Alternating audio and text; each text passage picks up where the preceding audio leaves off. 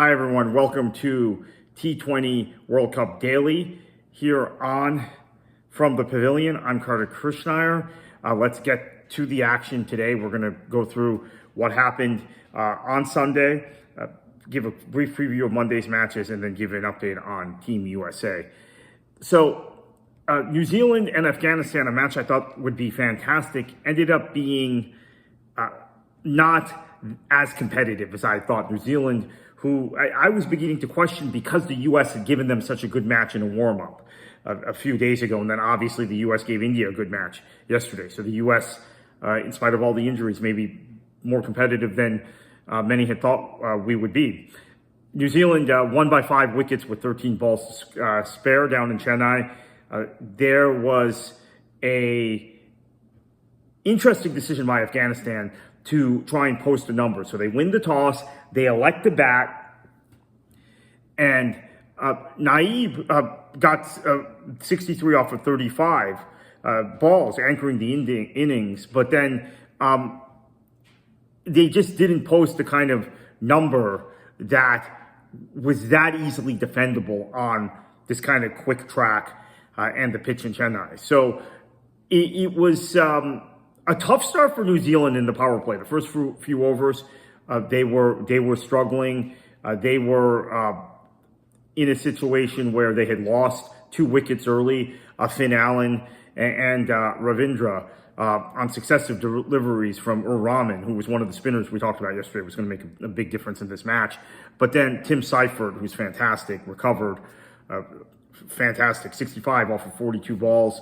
Glenn Phillips, who we've talked about a lot thus far in advance of this tournament and then during this tournament, was partnering with him, and he had 42 runs. So this was ultimately a pretty successful chase for New Zealand. They got it done with 2 overs to spare, 2 overs and an additional ball to spare, and it was ultimately one of their most successful chases in T20 history for them. The Ireland match was, I guess, fairly straightforward. Ireland-Sri Lanka. Sri Lanka posted a defensible number in Colombo. Ireland, at times it looked like they were getting a partnership. They were getting a flow of runs, but really it was too much to chase down, and they fell short. But they gave it a good effort. So now let's get to the England-Nepal game, because I've got a number of notes on this. So instead of ad-libbing, I'm going to be doing some reading here of notes I took down during the match, which were, again, England wins the toss. They opt to bat first. They get a 184 over 7. They get a century from Bethel, Harry Brook, who we've talked about. But Will Jacks was the star. And in fact, there was some interesting tactics here. Curran gets put out early on a bad mental error. It was awful batting, but he would redeem himself in bowling. Jofra Archer, who was a crack bowler, really tactically very smart. Basically sacrifices his wicket to get Jacks back on strike with a critical few balls left. That made the difference. So I'm going to give Jofra Archer some credit for what he did tactically. England's bowling, Rashid, who has been hit or miss. Obviously, he was great a few years ago, but when the ball is holding up for him, when I've seen this before from him, where he gets ravaged.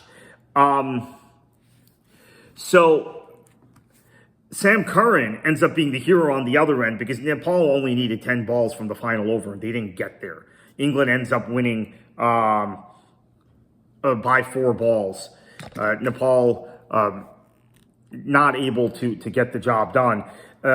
So the thing with the late part of the innings for Nepal is they were content to keep the flow of runs going to stay competitive. But you had Lokesh Baum, who was fantastic, right? He basically, I think, was 40 for 20, something like that, maybe 39 for 20. But he was able to keep the flow of runs going. But when he needed the critical boundaries in that last over, he couldn't get them. So that's Sam Curran's bowling, and really quite a performance from England to get through that.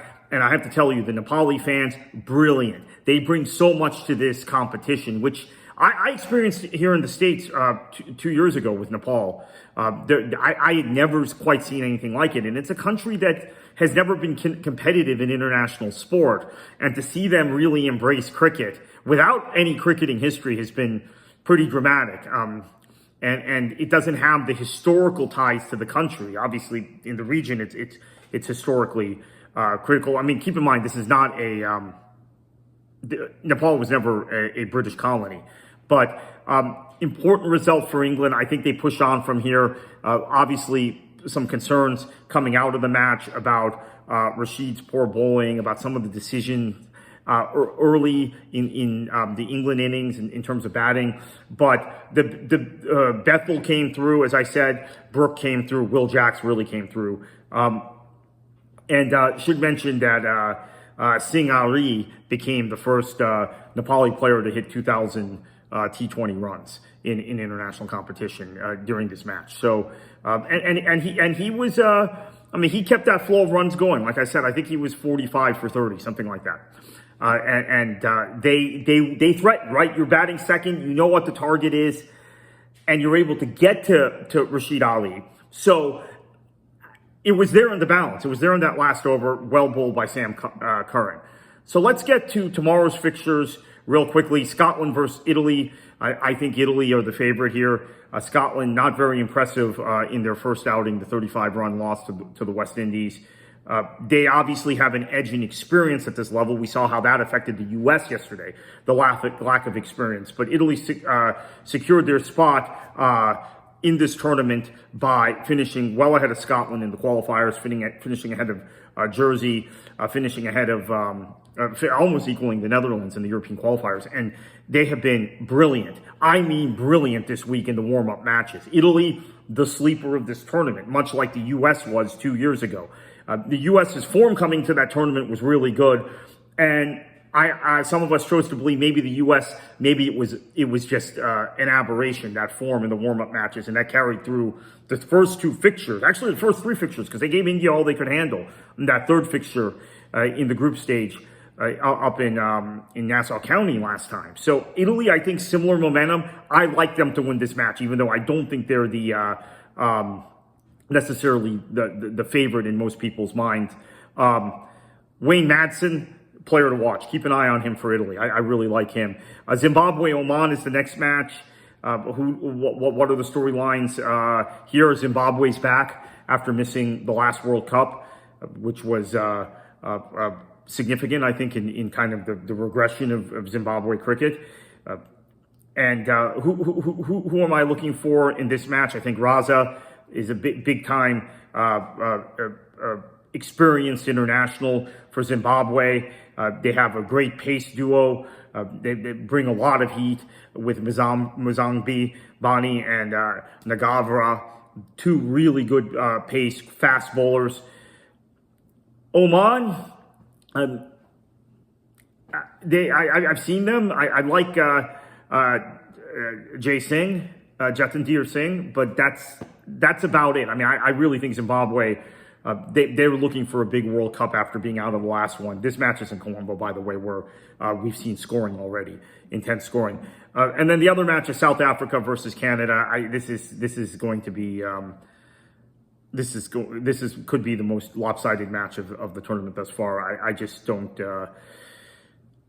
think Canada preparation has been ideal for this tournament, and they don't have the sort of experience, even though they regularly qualify for these events. They don't have the sort of experience the U.S. has, even though the U.S. does not regularly qualify for these events. And Canada has qualified for the U.S. over a number of events coming out of, I want to say the CONCACAF region, that's football, but the North American region. But Radaba's back, Miller's back, Norte's back for South Africa. They're looking to win this whole thing. So this is on paper a very easy way, a light fixture to start the tournament. Now, of course, we thought that was going to be the case for India, playing in Mumbai. And the U.S., there are a couple critical moments, as we talked about, where the U.S. goes a little differently, maybe a little more experience, maybe a little more nous. Maybe Manak sets the field up differently. Maybe that ball to get Sky out is not dropped. Maybe you have a situation where you don't face the injuries, and that's kind of what maybe it goes very differently. So let's talk about Team USA for a minute, because I think what we are seeing now is a situation where two really good performances in the last warm-up match against New Zealand and in the opener against India, but nothing from a result standpoint to show for it. And let's face it, this match against India, it was there for the taking, but it was never a match that where the expectation was there to win. Ali Khan's injury, that is critical. The United States, facing Pakistan on Tuesday, need Ali Khan back. Can Scadley Van Schalwick bowl as effectively against Pakistan as he did against India, with I think a little bit more of a substantial middle of the order for Pakistan? Yeah, and yes, I am saying that because I think we've seen India's middle of the order kind of be inconsistent in the past. I did not think they would be as poor as they were against the United States. I mean, you look at how poor some of the batters were for India, and Sky had to carry them. So, does Ali Khan get back? I don't know. I have not heard any reports on his injury. In terms of Jesse Singh, who got hurt in the warm-up match against New Zealand, I've heard there is a possibility he could bowl in the final two matches against Netherlands on Friday, and then maybe a week from today. So he might be back, but he probably will not be back for this match. And he is the vice captain, and he could bowl significant overs. So where are you going to find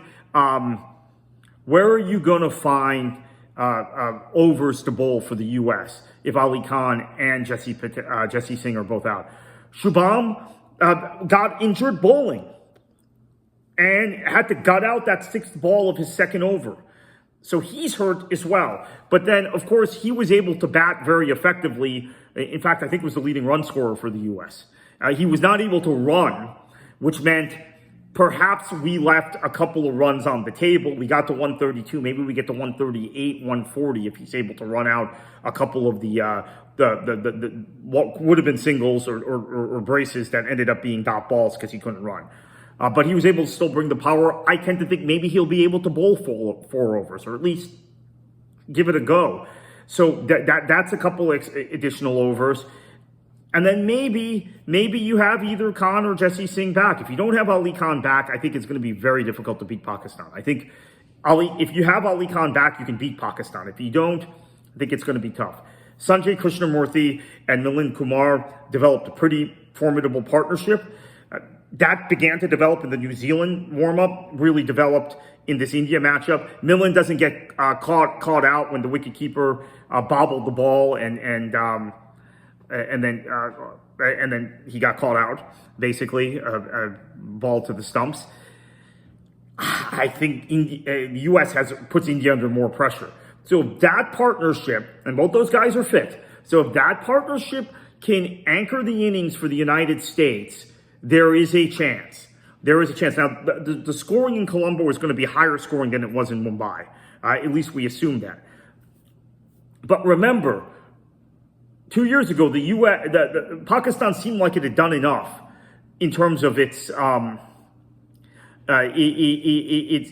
scoring and its innings to hold the U.S. off. The U.S. were not getting boundaries in their innings, but they were keeping a flow of runs going with a partnership in the middle, which it was quite critical. And it was actually two guys who lost their wicket really quickly. Monak Patel, who went for a duck against India the other day, and then Andres Gauss, who who went for a duck against New Zealand and then didn't do much against India and he lost his wicket pretty quickly in the second over. Those two anchored the innings for the U.S. to where they kept the flow of runs going. And that flow of runs was enough to where you get to the final over and you have Milland, and by that time you have Milland and you have Aaron Jones, who of course has been suspended from international cricket, unfortunately, for alleged match fixing. You have those two, and you're trying to keep Jones on strike as much. But enough was done to where you get to the super over, and then the super over, brilliant performance. Netravalkar bowls significantly better than he did the other day. So one concern about the U.S., beyond the injuries, is Netravalkar's lack of control in 3 of the 4 overs he bowled. First over, during the power play, brilliant. Second over, that was India's best over during the first 6 overs of the power play, in the power play. And then the final 2 overs he bowled, which I suspect one of those overs he would not have bowled if Ali Khan had been fit. He just gets rocked for 22 in the last over, and each delivery was different. Psychologically, Sky had gotten to him. So he's delivering each ball differently, and just wherever the delivery is, wherever the field is aligned, Sky is finding the gap. He's finding the crease.